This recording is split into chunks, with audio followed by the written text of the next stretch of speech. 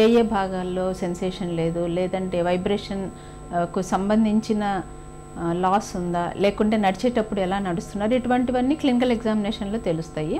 Lab ఇన్వెస్టిగేషన్స్కి వచ్చేసరికి మనకు అన్నిటికంటే ముఖ్యమైన ఇన్వెస్టిగేషన్ నర్వ్ కండక్షన్ స్టడీ అంటారు. అంటే బాడీలో నర్వ్స్ మనం స్టిమ్యులేట్ చేసినప్పుడు వాటి రియాక్షన్ ఎలా ఉంది, ఆ రియాక్షన్ వల్ల మనము ఆ నర్వ్ ఎంతవరకు వర్క్ చేస్తుంది, ఎంత శాతం ఫైబర్స్ యాక్టివ్ ఉన్నాయి, డ్యామేజ్ అయిన ఫైబర్స్ ఏ రకంగా డ్యామేజ్ అయినాయి కొంతవరకు తెలుసుకోవచ్చు.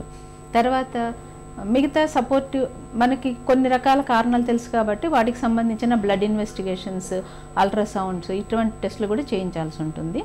ఇది కాకుండా మరీ చాలా సివియర్ న్యూరోపతి ఉంది కానీ మనకి ఏ కారణం అంతుపట్టట్లేదు అంటే నర్వ్ బయాప్సీ చేస్తారు. చిన్న కాలిలో నుంచి చిన్న నర్వ్ ముక్క తీసేసి పరీక్షకు పంపిస్తే మనకు డెఫినెట్గా డయాగ్నోసిస్ తెలుస్తుంది.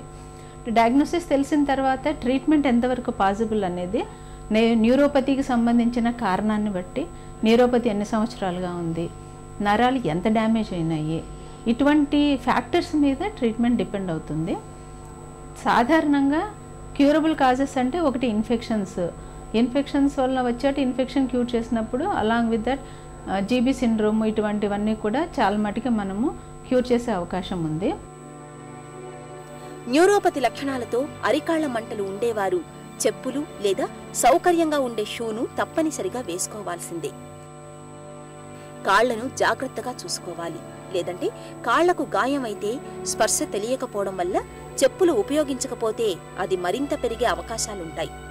న్యూరోపతిని ఎంత ముందుగా గుర్తించి కారణాన్ని కనుగొని చికిత్స చేస్తే అంత ప్రభావవంతంగా నయమవుతుంది. నరాలు దెబ్బతిన్న ఈ సందర్భాలలో ఫిజియోథెరపీతో చాలా వరకు నయమయ్యే అవకాశాలు ఉన్నాయి.